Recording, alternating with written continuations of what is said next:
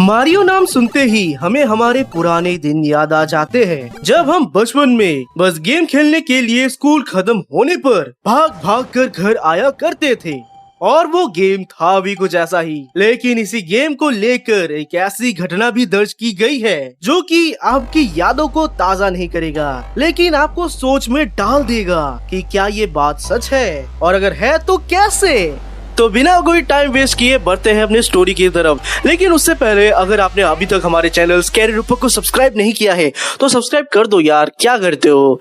इतना टाइम से 2 लाख सब्सक्राइबर पे पड़ा हूँ, मुझे भी 3 लाख, फिर 4 लाख, फिर 5 लाख, फिर 1 मिलियन सब्सक्राइबर्स तक पहुंचा दो। Are you comedy me? ये बात है 1996 की, जब निंटेंडो एक वीडियो गेम कंसोल डेवलपर ने अपना एक latest video game console Nintendo 64 release किया था। ये वीडियो गेम कंसोल के मार्केट में आते ही हड़कंप मच गई थी। सारे बच्चे बस कैसे भी चाहते थे कि ये N64 उनके पास हो, और N64 काफी हिट भी हुई। यूएसए में लगभग हर गेमिंग स्टोर पर कंसोल आउट ऑफ स्टॉक थी, और यूएसए में एक बच्चा था जिसका नाम था जेरी, और उसे भी कंसोल चाहिए था, पर उसका घर का कंडीशन उतना कुछ अच्छा नहीं था, जिसके वजह से वो कंसोल गेम को खरीद नहीं पाया। लगभग गेम के रिलीज हुए 3 महीने बीत चुके थे, लेकिन अभी तक वो कंसोल को खरीद नहीं पा रहा था।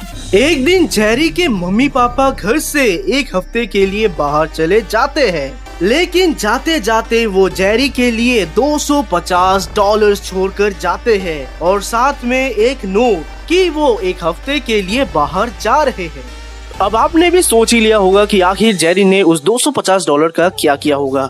जी हाँ, जेरी ने तुरंत अपना साइकिल उठाया और तुरंत वो पहुंच गया कंसोल गेम को खरीदने के लिए।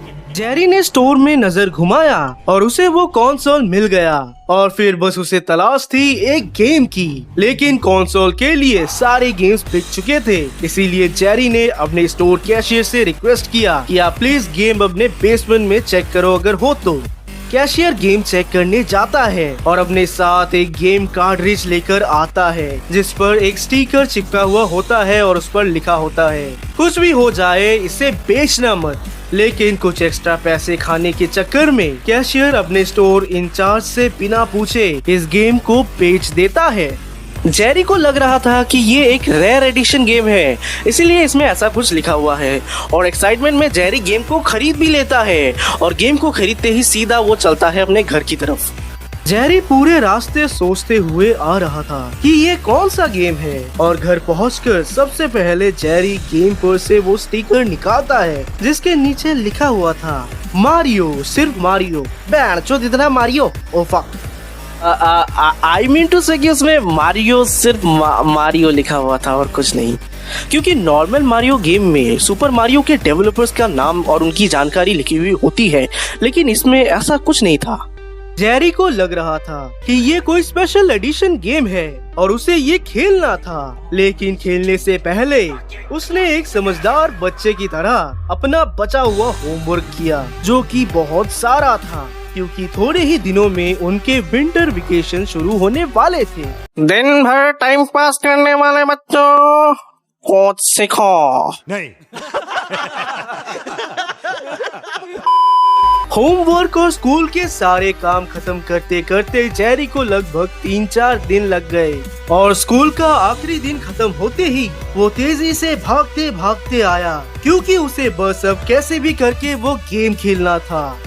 गेम स्टार्ट होने पर नॉर्मली म्यूजिक बजती है और लिखा हुआ आता है वेलकम टू सुपर मारियो वगैरह वगैरह, लेकिन ये गेम में ऐसा कुछ भी लिखा हुआ नहीं आया था। बस उस पर था मारियो, जो कि देखने में काफी अजीब लग रहा था। लेकिन जेरी को लगा कि ये एक स्पेशल एडिशन है, और उसने गेम को स्टार्ट कर दिया, और गेम के स्टार्ट होते ही एक अजीब सा मैसेज लिखा हुआ आता है, तुम अगर ये गेम खेल रहे हो तो जल्दी से बंद कर दो और हेल्प ढूंढने चले जाओ। मैं ये गेम का पिछला प्लेयर बोल रहा हूँ।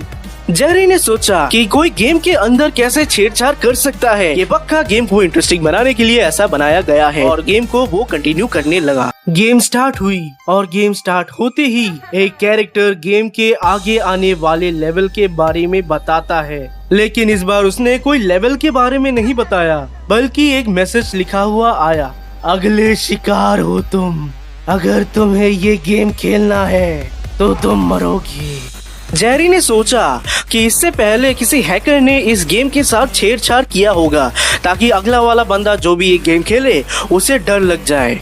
जेरी ने गेम खेलना जारी रखा। अब सब नॉर्मल चल रहा था और जेरी ने अब तक 18 स्टार्स जमा कर लिए थे, जो कि लास्ट बॉस से लड़ने के लिए काफी थे।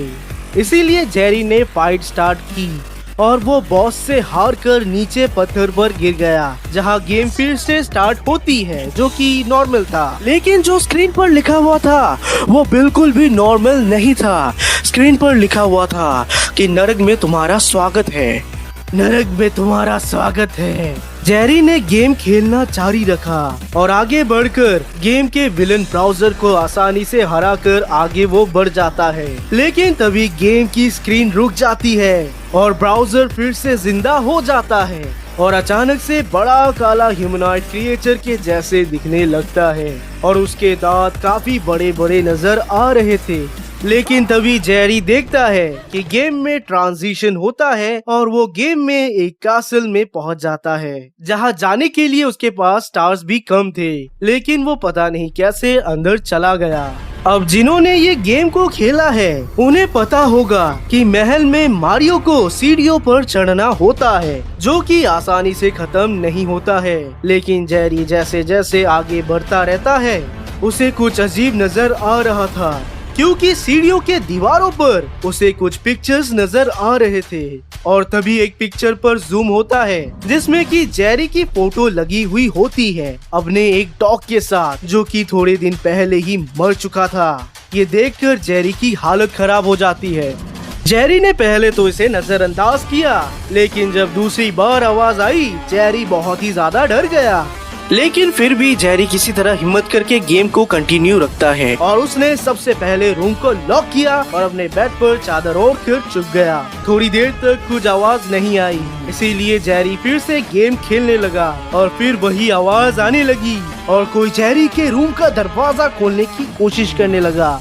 जेरी डर के मारे खिड़की की ओर चला गया और उसने देखा कि उसका टीवी ब्लास्ट हो गया है और उसमें से तेज चिंगारी आने लगी। और तभी जेरी की खिड़की का भी कांच टूट गया और जेरी खिड़की से नीचे गिर गया और उसका सर जाकर सीधे फुटपाथ पर लगा और वो वहीं पर बेहोश हो गया। जेरी की जब आँख खुली तो उसने देखा कि वो हॉस्पिटल में लेटा हुआ है और उसके मम्मी पापा उसके बगल में खड़े हुए हैं और उसे पता चला कि उसका घर बुरी तरीके से जल चुका था और वो लोग कुछ दिनों के लिए होटल में रहने वाले थे, जब तक उन्हें कोई नया घर नहीं मिल जाता। थोड़े दिन बाद सब नॉर्मल हो गया और जेरी अपनी नॉर्मल जिंदगी में वापस चला गया, लेकिन उसके मन में अभी भी मारियो का खौफ था।